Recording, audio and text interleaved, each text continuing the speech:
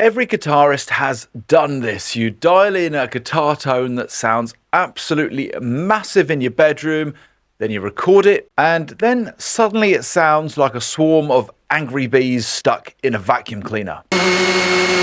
Meanwhile, you listen to those classic recordings and the guitars sound huge, they sound clear, and somehow they sit perfectly in the mix. Well, I've been recording quite a lot of iconic tones short videos recently, and I've noticed something quite interesting. Completely different bands, different guitars, different amps, but they all seem to follow the same rules. So in this video, I'm going to share with you a simple starting formula for how to get great recorded guitar tone based on what shows up again and again in those legendary recordings. And the good news is none of that involves buying another new pedal. Yeah, sorry about that.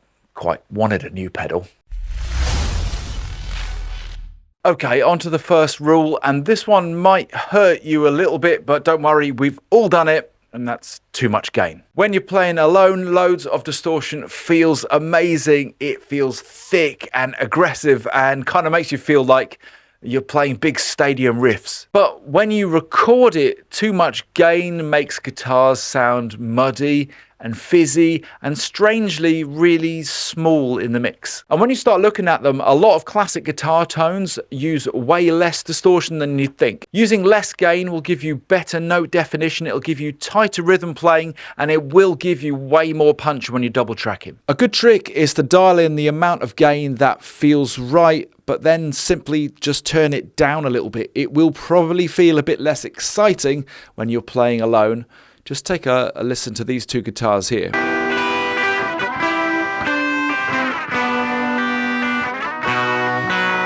And in particular to this guitar on the left.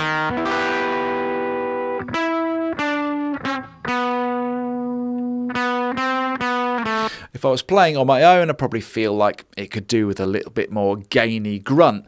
But in the mix, 'cause I shiver without you, and every word you wrote, stole the stars are. Those lower gain guitars sound weighty and clear, which is kind of like the ultimate guitar paradox. Less gain, but more heavy. Now let's talk about mid-range. Somewhere along the way, maybe it was the influence of Spinal Tap, a lot of guitarists decided to just do this across EQ of the amp, or even scoop the mid-range out. But if you look at great recorded guitar tones, they almost always have strong mid-range presence, somewhere around, say, 700 to 2K. And this is what gives guitars bite, clarity, and the ability to be heard in the mix. Without mids, guitars tend to sound scooped, muddy, or weirdly invisible. That's why pedals like tube screamers became so popular. Now, as I said at the top of the video, you don't have to rush out and get yourself a brand new pedal. You can achieve this with a simple channel strip.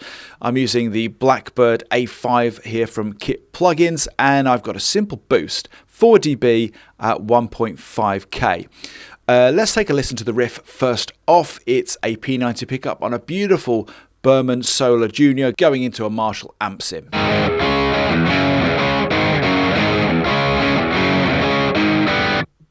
Let's take a listen to what that sounds like with our mid boost.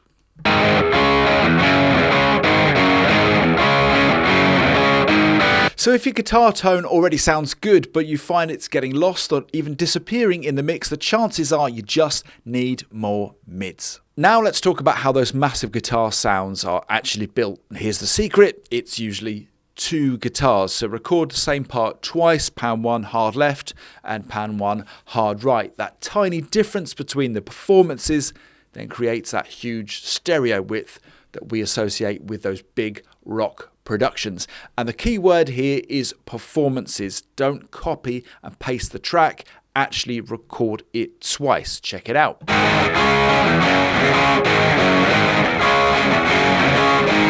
Otherwise, if I just copy and paste it, it will sound like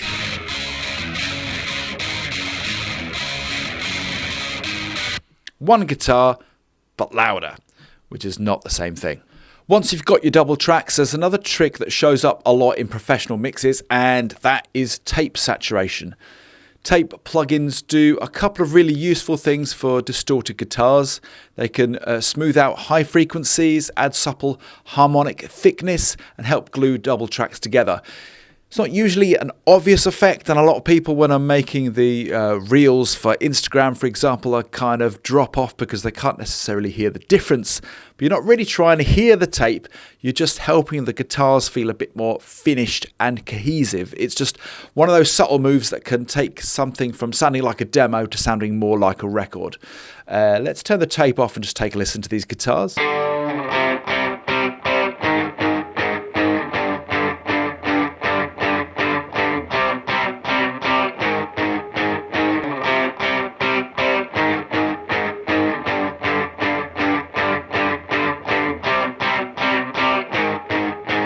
Raw guitar tracks usually have a lot of frequencies that you don't actually need, especially on distorted tones. So one of the most common mix moves is simply cleaning things up with filters. Firstly, you can use a high pass filter, usually somewhere around 70 to 120 hertz.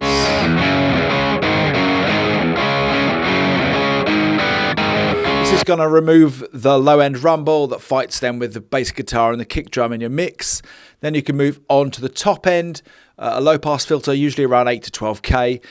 Distorted guitars like this one can produce a lot of harsh fizz up there, so rolling off a little bit of that can make the tone feel way smoother.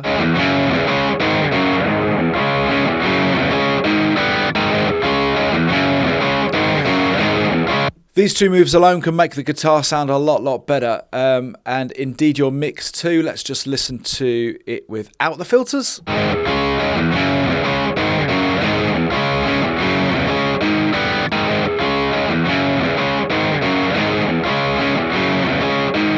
Finally, a little bit of compression can help bring everything together. You don't usually need much, just enough to smooth the performance and make the double tracks feel more unified. A classic choice for guitars is the 1176. It's fast and it's punchy and it's great for controlling peaks.